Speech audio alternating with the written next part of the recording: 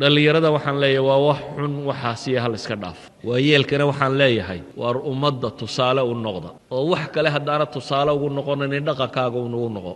oo bilaahi calaykum wax kale haddaydan ugu noqonaynin warqaad iyo sigaarkuun iska daaya haddaa intaa Soomaali ku taageertaan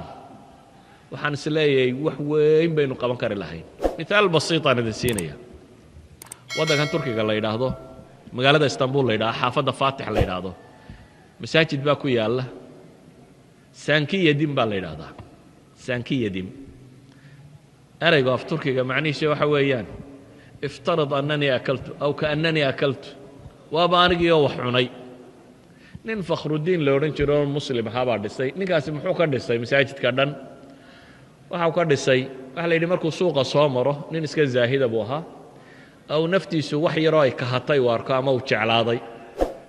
khudaar yar oo fiican wax yar oo fiican ayuu wuxuu dhahaa ka soo qaad anigoo cunay dabeetana intaasuu sanduuq ku ridi jiray